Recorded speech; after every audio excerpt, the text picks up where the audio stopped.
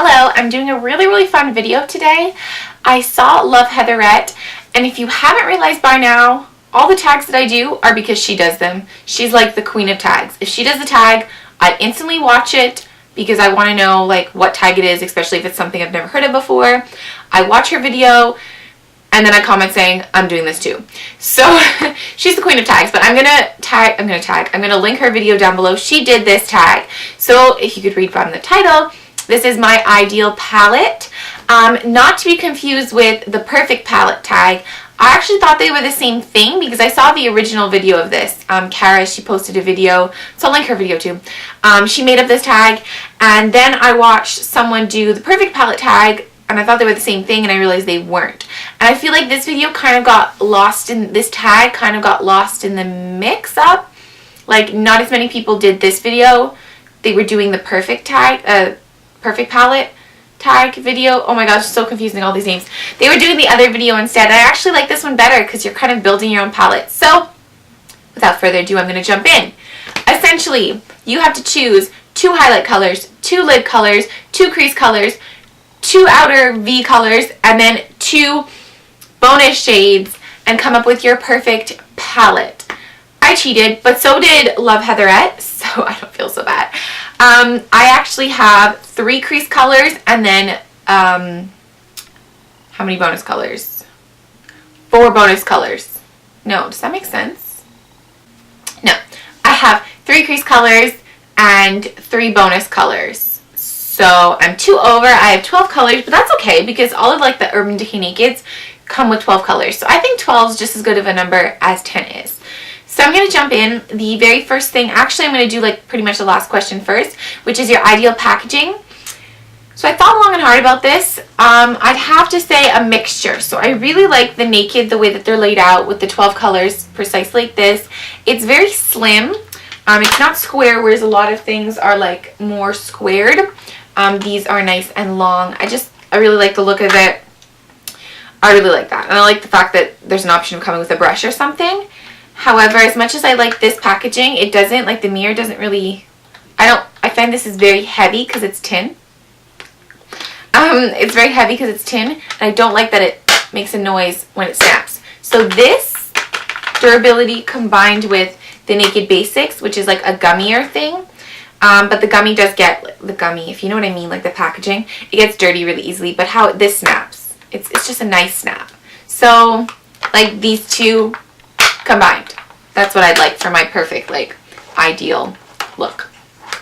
So to get started with the questions, 2 highlight shades. So I have them all on my arm now. This is, did I touch? This is not how I would, and when I look at it straight, it's straight, and then when I go like this, it kind of like curves, but this is not how I would lay it out. Like you have like just like a black right in the middle there. I'm inserting a picture right now of how I would lay out my shades. It just looks prettier this way.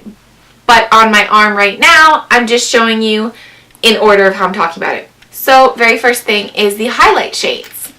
My very first highlight is going to be a shimmer highlight. And this is this Cargo eyeshadow in Georgia. I haven't talked about this in forever, but it's still one of my favorites.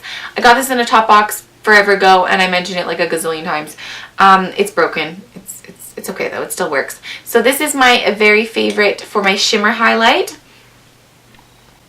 I just think that it's a really lovely color. You can definitely highlight your inner corner or your brow bone with this, and it just looks stunning. So that's my choice for my shimmer highlight. As for my matte highlight, I'm taking it from the Urban Decay Smoke Palette. I'm not sure if this color comes individually, but it's this color Kinky.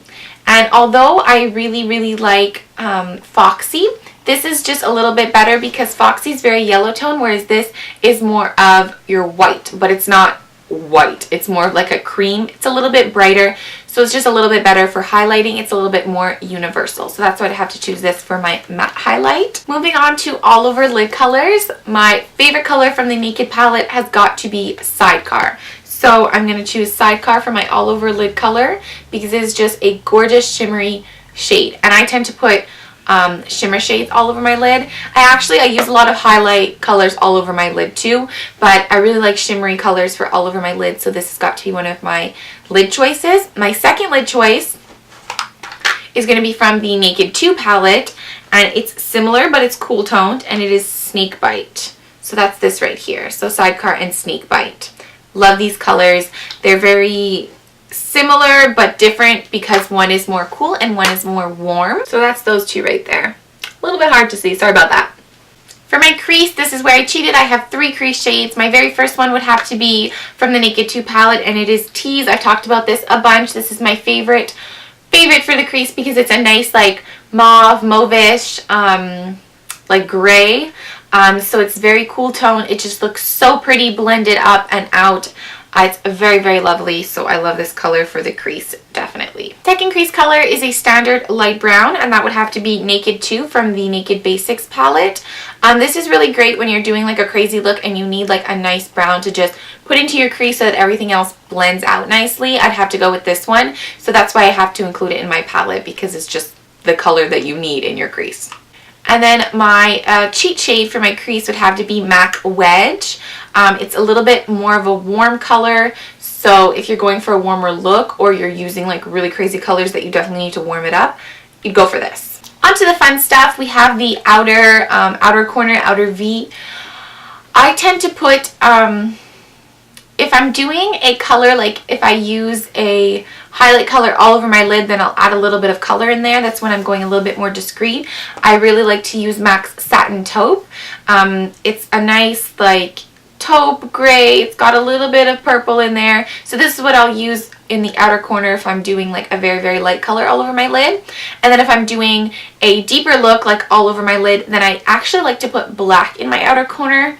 I don't know if a lot of people do this, but I do. My favorite black is from the Naked Basics palette, and it is what's called Crave. It's just a really nice deep black.